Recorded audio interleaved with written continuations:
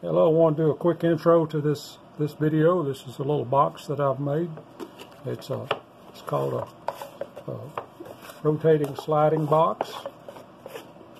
It's got a lot of critical cuts you have to make it work right. A lot of sanding, but stay tuned, and we'll get on to the materials and the patterns and the game plan. So hang on, we'll get to that here in just a second. Alright, so I want to catch up on the material I'm using and the patterns and the procedures I'm going to go through with this. I haven't mounted the patterns yet, but I've cut some stock. This is just some plain 1x that I've glued together. I've got me a good edge cut on this side. I'm going to use as the edge for the box, like that. This has got three cuts. You got this, cut that center out, then you got to cut this part, and this part is your drawer. And then this outside will be the outside part of the box, the outside wall. And the outside wall will have lids on top of it. As you see in the finished product as I started out, but that's the internal procedures on it.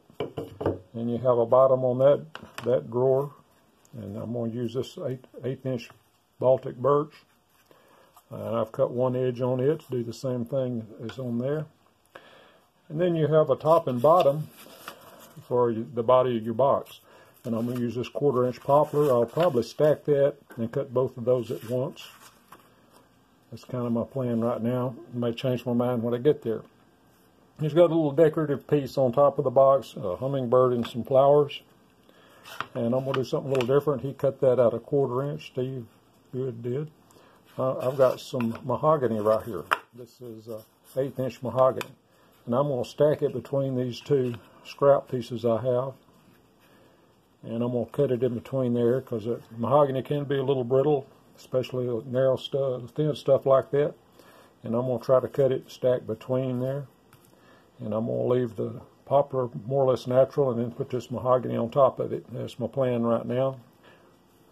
Hopefully it'll work out. The pattern, which I'll have a link to, has a very good tutorial with the pictures to kind of walk you through step by step. And I'm going to pretty much follow the way he did it because it worked really well for him. So I've got this here that comes with the pattern, and I'll be referring back to that as I go. But first I got to mount these patterns. And there won't be a super lot of cutting. It's mainly you've got multiple parts here that work together, so you got to make sure they fit properly, and that's what we're going to do as we go through. So I'll mount these patterns, and then we'll get started cutting. So I got the patterns mounted. As I said, I was going to layer that. That's got that mahogany in the center of those two scrap pieces. Those are little pieces I took off. I resawed 1x6 when I was making another project, and I kind of planed them and made them into some scrap wood. They've been good for things like this. So they're about 1/4" thick, but I just mainly wanted to get a clean cut on that mahogany on these small pieces. And I'm going to drill those. You got to drill there and there, and those three to get your entry holes. And I'll use my scroller drill for that. Then you got these lines. Something I haven't talked about, but that's called veining. Gives you a texture to your work. Those are still considered an outside cut, more or less. There's going to be the bottom of the drawer. Just Baltic birch plywood. And then I've got two pieces stacked, and I'm going to cut the top and the bottom at the same time. Then you got the main body. This is going to be the critical cut, because you got to have this where it spins nicely in there, and you work on that before you cut this out. But I'm going to start with this, as that's what his little tutorial in the pattern walkthrough on it does. So I'm going to follow his pretty well step by step. But I got to do the drilling on this stuff, and then I will go to the scroll saw and start cutting. Here I've got it at the saw. I've drilled 2 entry holes, one for each one of these cuts. These are both internal cuts. And in the little procedure Steve has in the pattern, says to cut this circle out first, and then you sand it to make sure it spins freely in there, and then we'll cut this section out through this entry hole, and then sand it to make sure it spins freely within this. You have to do that before you cut this out. So that's the steps I'm going to take. Cut this, and then make sure it spins freely in that hole, and then do the same on this external part. So anyway, here we go. We're going to cut this center part out.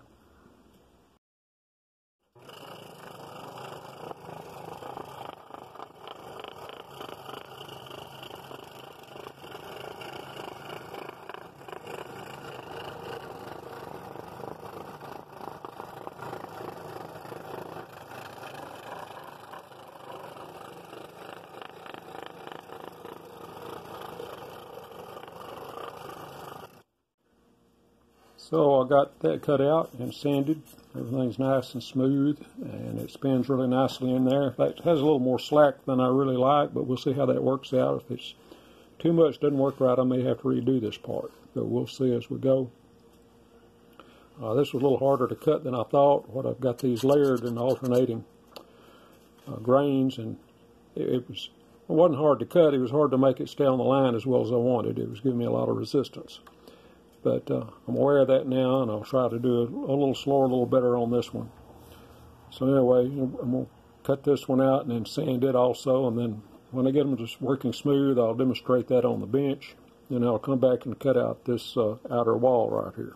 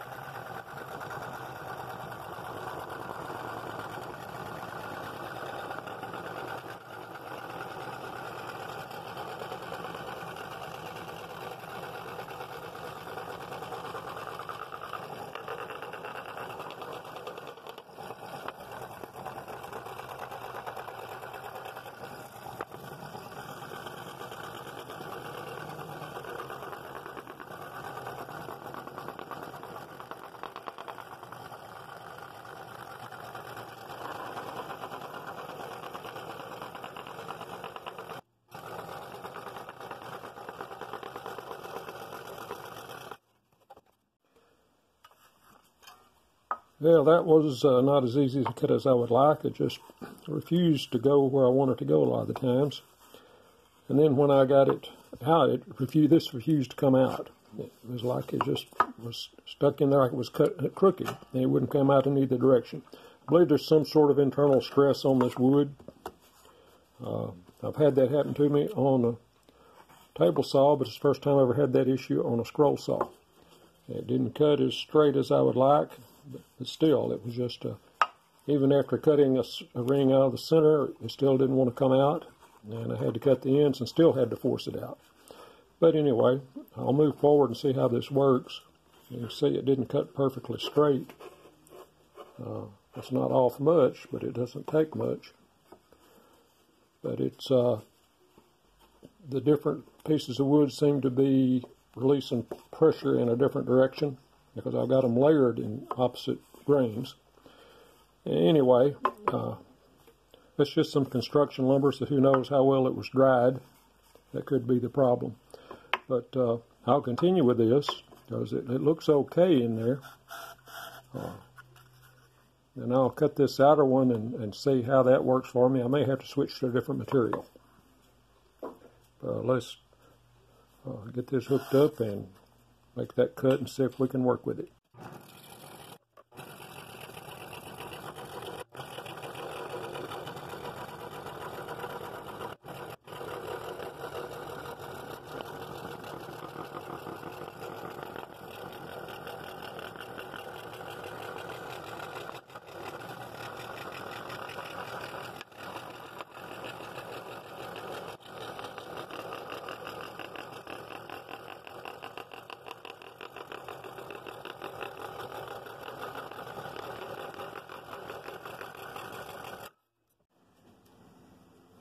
Well, I got that cut. It gave me all kinds of issues.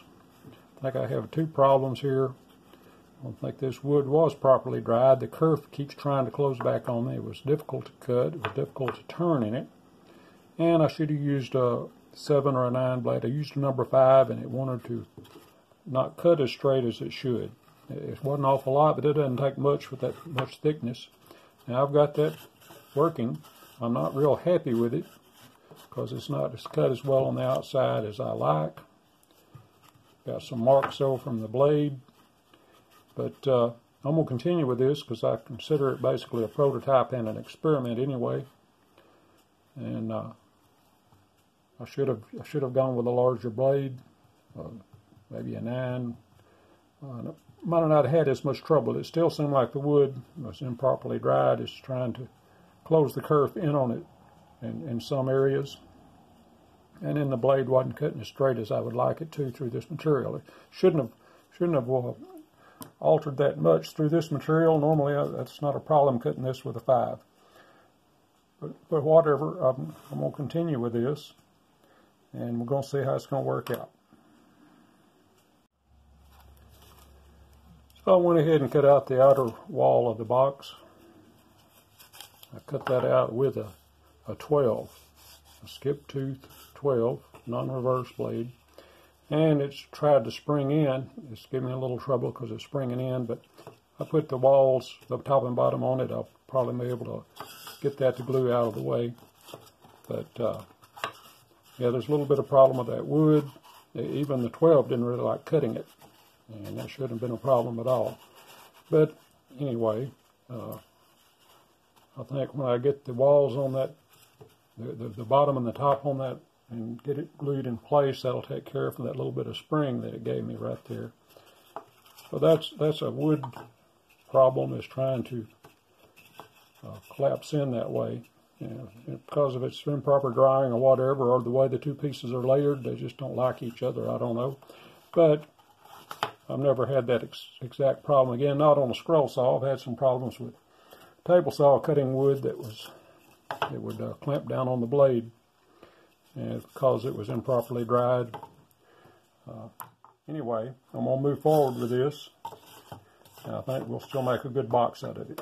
So I'll take a look at the next step. I think the next step is we're going to glue the bottom on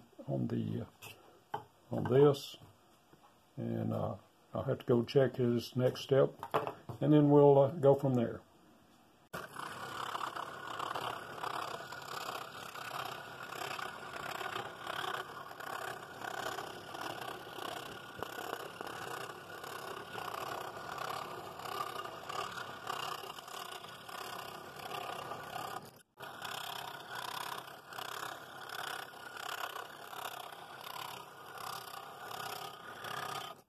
I'm going to cut out these little ornamental pieces. Do the inside cuts first. I'm using a number 3XL non-reverse tooth because the piece I really want it to keep is going to be layered in there, so there won't be any real fuzz or anything to worry about cleaning off. That'll be on the scrap piece. So I've got 5 internal cuts, then I'll cut the externals of all these.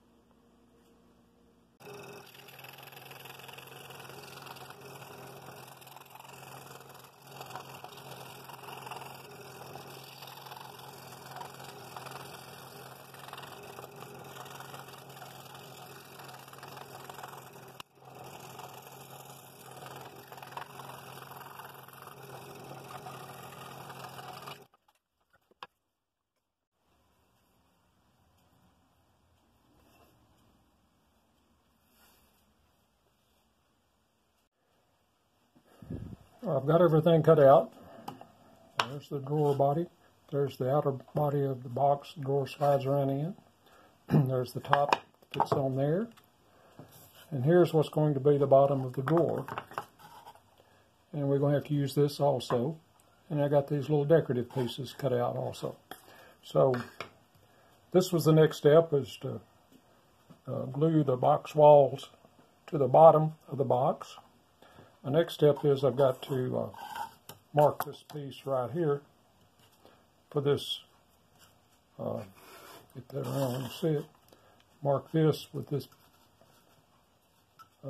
mark this height on this box all the way around and sand it down. So this is going to be the bottom of the drawer. And you gotta make that thinner by that much so it'll fit down inside that. So that's, I'm going to work on that while this is setting, and then we'll see about the next step after that. After we sand that down, we'll glue that on, and we'll start working on putting it together. But while that's setting, I'm going to work on that.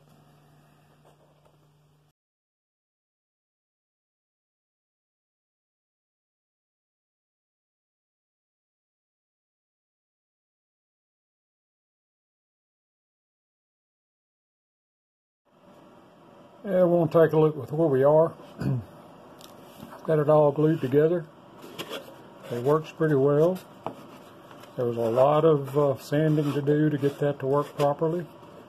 I had to sand this and the inside of that, and then the little pivot I had to sand to make sure it matched these. I had to sand to get the floor on the drawer, and then make it fit. And it works okay. I still got a little bit of sanding to do. I got to finish up around the outer edge here. I put a little bit of wax on the bottom of that and on the inside of this. But now I've got to finish sanding this. I've got the little hummingbird and the flowers I'm gonna put on top of it right there. And then I'll probably just put some Danish oil on it. I'm not going to get too fancy with finishing on this. It's a unique little box. It's kind of interesting. It makes you understand how you got to be careful with your cuts to make things work, because you got to match everything up so it'll spin. When you spin it in a circle like that, it can find a lot of places that'll bind. So I did a lot of sanding on that, both on all pieces. But anyway, a little finish sanding, and put my little decor on there, and then we'll finish it and see what it looks like. Okay, there it is with the little decoration glued to the top of it. I kind of like the way that turned out. I've got it working pretty smoothly here. It's got a few hangs here and there, but I've done a little light sanding, cleared some of that up. It works pretty smoothly. I think it'll get better the more you turn it. Now I'm going to put a little Danish oil on it, and it's going to be an inside box. That may be all I do to it. So I didn't stain it or anything. I just left it all natural. It's kind of a construction wood, so that's not the best wood in the world. This is really kind of a prototype. That's mahogany. That's the best wood in the whole thing. But I'm going to call that good for now. I'm going to put some Danish oil on it, and then we'll take another look at it. There you have it. I've got a little bit of Danish oil on it. It works fine. It's kind of a unique little box. We're kind of back to where we started. I will say I learned a lot. This is kind of a prototype. I would do some things different if I made it again. I'd use a different blade to cut this. In fact, I'd probably use a different material. That's not really the greatest material. That wood had a problem in it. It had some stresses in it or something. It didn't act. It wanted to pinch on the kerfs, and then when I cut this body out, it wanted to spring inward. So I had to force it kind of on the bottom. But that's just because of the material I chose, and then I'm used the wrong blade in comparison to that material. Anyway, I would do that differently if I made it again, and make a much nicer box, I think, the second time. I'm not unhappy with it. It's going to be something we'll set on a shelf here. I may give it to somebody eventually. But if you enjoyed that, hit the subscribe button and a like button. And I got some more boxes I'm going to make here in the next few weeks. And I will continue with this series before I get on to something else. So thank you for watching, and I'll see you in the next one, I hope.